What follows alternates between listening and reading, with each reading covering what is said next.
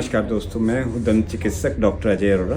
Family dental clinic के नाम से मेरा क्लिनिक आईपी एक्सटेंशन पड़पड़गंज में है। मेरा एक यूट्यूब चैनल भी है, family dental clinic IPEX doctor Ajay Arora. अगर आपकी कोई भी समस्या हो, कोई प्रश्न हो, उसमें काफ़ी प्रश्नों के मैंने उत्तर देने की कोशिश की है। प्रत्येक समस्या से संबंधित उसमें वीडियो है, और अगर आप को कोई भी प्रश्न पूछना हो या कोई भी प्रॉब्लम हो, आप कंसल्ट करना चाहें, क्लिनिक पे विजिट कर सकते हैं। मेरा फ़ोन नंबर है 9818041313।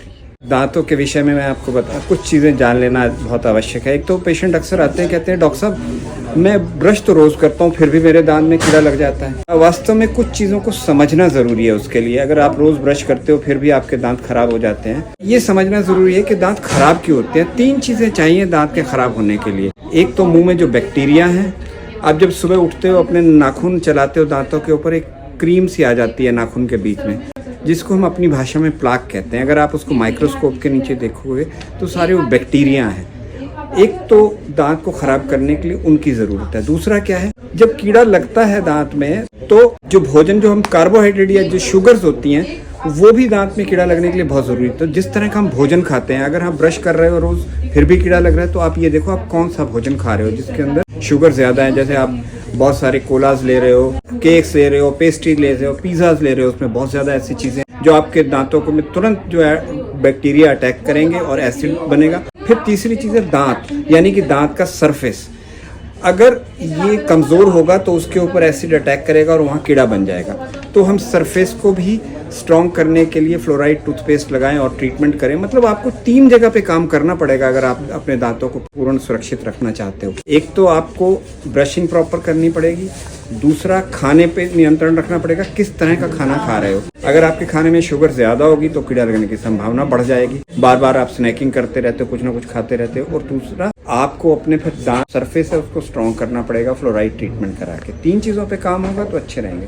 हमारे दांत हड्डी में बिल्कुल ऐसे ही फिक्स हैं जैसे पौधा मिट्टी में फिक्स होता है। तो पौधा 2 तरह से खत्म होता है, या तो पौधे को दीमक लग जाए या पौधे की मिट्टी बह जाए। तो दांत भी 2 तरह से ही खत्म होते हैं, या तो दांत में कीड़ा लग जाए या दांत की हड्डी खराब हो जाए, या जिसको हम गम प्रॉब्लम कहते हैं, आम भाषा में जिसको हम पायरिया कहते हैं। तो पायरिया से बचने के लिए मैंने भी तरीका बता दिया। अच्छे तरह से ब्रश करना है, और किस तरह का हम भोजन कर रहे हैं वो भी बहुत ज़रूरी है। आप ब्रशिंग करेंगे तो ब्रश के 3 फंक्शन है मेनली।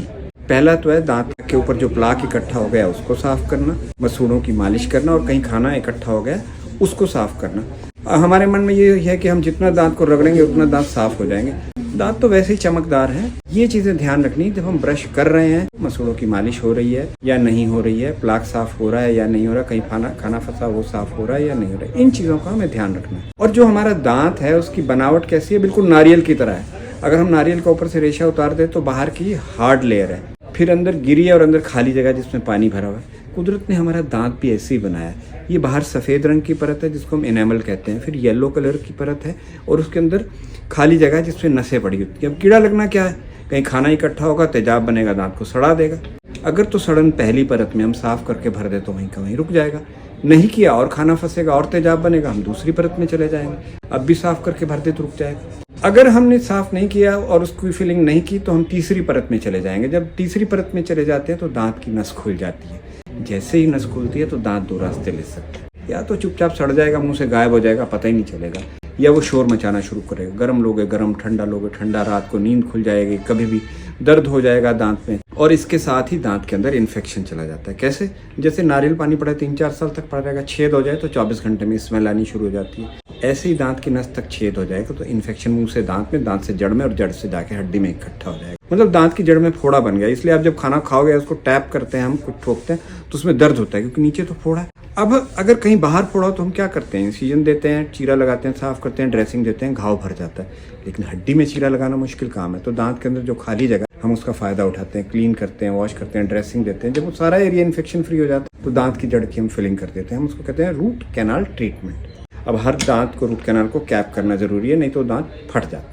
तो अगर आप रूट कैनाल की नौबत भी निकल गई, दांत बिल्कुल ख़त्म हो गया, तो अब कैसे लगाएंगे उसको, हम 3 तरीके से लगा सकते हैं। प्लेट लगा सकते हैं, या ब्रिज, मतलब ब्रिज का मतलब आगे और पीछे वाले दांत से सपोर्ट लेके उनको कैप करके, कैप के साथ हम दांत जोड़ जाते हैं। या तीसरी ऑप्शन है इम्प्लांट, जो लेटेस्ट है। इम्प्लांट का मतलब है आपका नेचुरल दांत, ऐसे समझो कि आपका असली दांत वापस आ गया। हम आपकी हड्डी में एक चैनल बना के टाइटेनियम मेटल का स्क्रू कस के छोड़ देते हैं 3 से 6 महीने के लिए। नीचे की हड्डी हो तो 3 और ऊपर की हो तो 6 महीने के लिए। 3 से 6 महीने में हड्डी उसको पकड़ लेती है, फिर उसके बाद हम दांत की शक्ल की टोपी चढ़ा देते हैं। ये अति आधुनिक और सक्सेसफुल टेक्निक है इम्प्लांट की। मतलब आप ऐसे समझो, एक आदमी है जो नहीं चल सकता, लंगड़ा है, तो एक तो उसके हाथ में लाठी दे दी, या उसको हमने ऐसे लाते दे दी, ऐसे पाँव दे दिए ताकि वो दौड़ सके। तो इम्प्लांट वही चीज़ है, ताकि आप एक तरह से आपके नेचुरल दांत वापस आ गए। Thank you.